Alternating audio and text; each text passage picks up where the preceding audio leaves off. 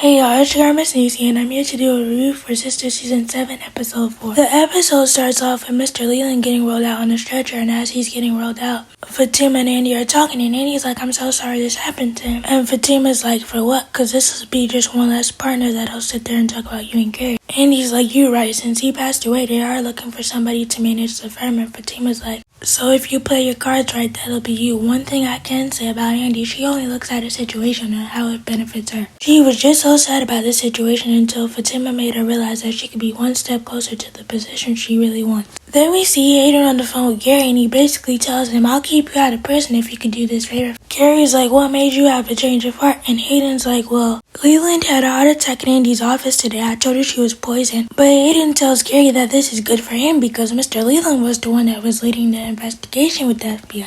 Gary's like, I knew he didn't like me, but what does this mean for you? I could be up for the position of partner, and I want my name attached to this building, so if you help me destroy Andy and help me become partner, I'll help you stay out of prison. And of course, Gary takes a deal. Reunited, and it feels so good.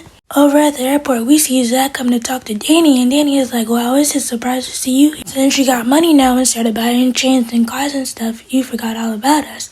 And Zach is like, no, I just came here for some advice about Karen. Danny is like, what type of advice do you need? And Zach is like, I just want to know, should I ask Karen for another DNA test? Over at the salon, we see Trey come in and drop off some of her packages, and Karen's like, what you doing? I didn't order any. Trey is like, don't worry, they're not for you. And then that's when Pam comes up and she's like, don't worry, I didn't put it in the salon thing. Karen's like, okay, but you should be careful because I know how it is trying to pay off credit cards because it took me forever. Trey's like, yeah, you should listen to your friend here because I know all about it too. When I was in college, I had trouble paying off my cards. Karen's like, you went to college. And Trey's like, yeah, you think a hood nigga can't go to college? Let alone finish a degree program? And Karen's like, no, I don't think that at all. Karen, you gonna get enough of judging people. One day you gonna judge the wrong person and you gonna regret it.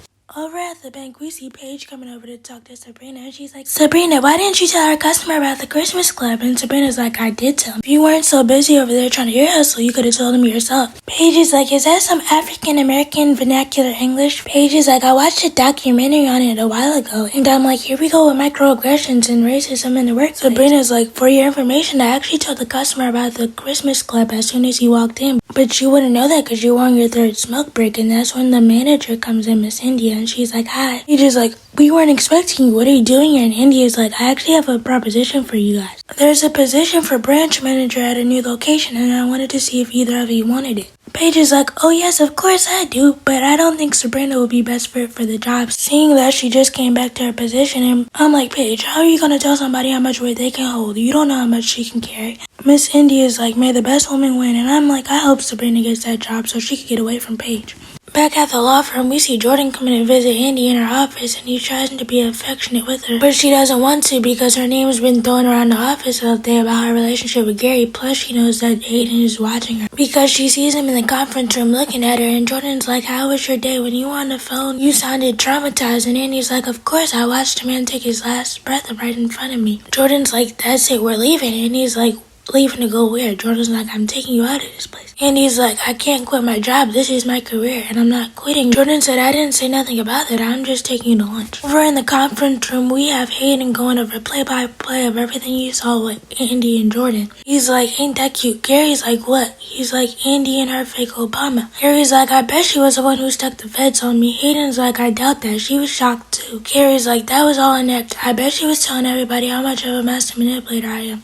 And even if she did, Gary, it's the truth. Hayden reinforces his deal, and he's like, I will make sure the partners don't mention your name if you can ensure that I get partner. And Gary's like, since we're on the same page now, we're gonna get this B and she won't know Hater. Mind you, Penelope's standing there the whole time, and she's like, so what B are you talking about? Over at the salon, we see Miss Lisa trying to talk to Karen, but Karen's zoned out because she's thinking about Trey and what she said there. So Miss Lisa is like, do you like Trey? Karen's like, no, I'm a pregnant lady. I'm not thinking about no man. Plus, I have a shop to get off the ground, and I think I offended him with what I said. Pam and Miss Lisa let her know, girl, you're just a snob and you're bougie and you're very judgmental. Karen's like, if I'm all these things, how did I have a baby with the likes of Zach? Karen, you didn't have a baby with Zach, and you know it just as well as I know it, so I don't know why you sit there trying to lie to yourself. Then Miss Lisa tells her, you know you're guarded because how you got treated by Zach, but everybody's not Zach. Miss Lisa, your daughter is far from innocent in this situation. She and Zach both played a part in how their relationship played out. Pam decides to get in Karen's business, and she's like, what are you doing? And Karen's like, I'm balancing my check. Pam is like, you shouldn't stress because this salon is booming. Karen's like, yeah, that's for today, but I need a few more years like this if I want to keep running to pay off my debts. Pam is like, you shouldn't stress because in a few months, you'll be done making the baby and Zach will have no choice but to pay child support. And the look on Karen's face during this whole conversation tells it all. Like, girl, you know that ain't your baby daddy. Back at the airport, Zach and Danny are talking and Danny is like, I thought Karen already had proof that you're the father. Zach is like, she has proof that Aaron's not the father, but she could have been sleeping with somebody else. Danny's like, so you calling her a hoe? Zach is like, I didn't say that, but what I'm trying to figure out is if this baby is mine. Before me and Fatima invest any more time and money into this situation, Danny's like, so Fatima wants the results. Zach is like, Fatima pressed the issue, but I'm the one who truly wants them because I don't want to fall in love with a baby that's not mine. Danny's like, Karen is pregnant, she's alone, and she's trying to build her business after the fire, and you go in there to ask her for a DNA test is low, even for you. And Zach is like, way to make me feel low, but I wasn't even thinking about what Karen was going through. I'm just going to tell Fatima to chill, and Danny's like, are you crazy? You should definitely get that DNA test. Why would you even take care of a baby that you don't even know is yours? Zach is like, well, you just told me not to get the DNA test. And he's like, look, I like Fatima and she deserves to know. Karen's my girl and all, but you need to get that DNA test. Who's to say that you and Aaron were the only ones? She could have somebody else too. Karen was a hoe back in college, so I know how she gets down. Over in Hayden's office, Fatima comes in there because she's like, I heard you on the phone with Gary. They share a couple jabs at each other, and Fatima's like, you know when you got beat up by Zach? You know how that felt, right? Well, this next one you're about to hear is going to feel like child's play. Hayden, I'm on to you and what you're trying to do, and I know that you're trying to take the position of partner for Mandy. Hayden, you better not try anything shady because I will let my family know and they will smash your kneecaps. Play with me if you want to. My family doesn't do any talking. We make funeral arrangements. I'm just putting you on notice. We're at the juice bar. We see Sabrina sitting down with Maurice and she's asking him should she take the branch position. And of course Maurice says yes, she should take it because it could be a great opportunity for her. Rich comes over to greet them and they have a little conversation and then Rich leaves. Sabrina's like, so what do you think about him? Maurice is like, he's fine in frog hair, but is there any red flags? Sabrina's like, yeah, he doesn't want kids. Maurice is like, what's wrong with that? Sabrina's like, I was put on this earth to be a mother. I want to be able to teach and guide a little person. And being with somebody that doesn't want kids is a deal breaker for me, but I'm like, Sabrina, if you knew that when you had the conversation with him, why didn't you let him know that? At this point, you're just leading him on and that's not good. As Sabrina and Maurice are talking, Andy and Jordan show up and Rich is coming over to the table to greet them and they have a little conversation and Sabrina and Andy have a conversation on the side. Sabrina's like, have you talked to Karen? And Andy's like, no. Sabrina's like, well, I feel bad that she feels like we're not there for her anymore, but we both got things going on at our jobs right now. At this point, the ladies need to come together and have a conversation about how they could better communicate in their friendship because people make time for what they want and I truly don't see a friendship in this dynamic anymore. I think they're just holding on to the friendship because of the history that they have together.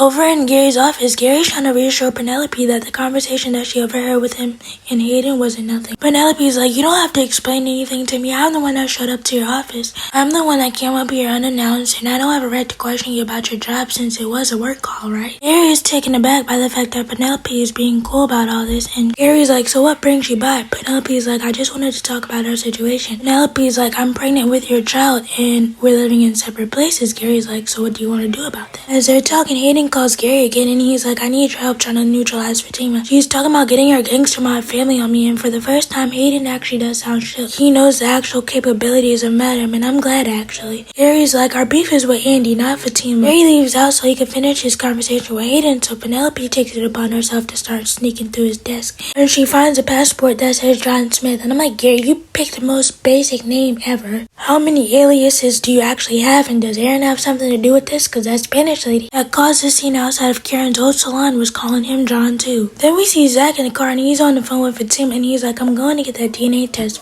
Fatima's like, I'm all for it, but what made you change your mind? Zach is like, it's not what, but who. You're the one that made me change my mind. Zach, why are you over there lying to that lady? You know Danny was the one who made you truly change your mind, but if that makes you feel better, go ahead. Over at the airport, we see Danny talking to Tony and she's letting him know everything that happened with Zach. Tony is like, you must be really fed up with Karen to do that. Danny is like, she's always been judgmental to me about my past. Danny is like, I just want her to feel what I feel when she talks about me and judges me and belittles me. Danny also talks about the opposites between Karen and Fatima and how cool Fatima is and how mean Karen is. Tony is like, do you think they would ever get along? And Danny is like, no. I would always have to pick a side between them because Karen already feels like we're not there for her. Tony's like, well, it looks like you have a lot going on, so you need the rest of the day off. Danny grabs her bag, she kisses Tony, and she leaves. Over at the juice bar, Andy and Jordan are still enjoying their date, and that's when she gets a call from Penelope, but she tells Jordan it's a client at work, so Jordan doesn't know that Andy and Penelope are working together. Penelope might be smarter and have a stronger backbone than we think, and I'm actually very proud of her. She might just be playing naive, but she's actually doing this to take Gary down. She calls Andy to let her know that she found a passport on Gary's desk and it has an alias on it, and he's living a double life and she doesn't know what to do. Penelope's like, I don't even know who I'm having a child with. He's a complete stranger. Penelope's like, should I take the passport as evidence? Andy's like, no, just take a picture of it and send it to me and put it back exactly where you found it. And Penelope does take a picture of the passport and she sends it to Andy.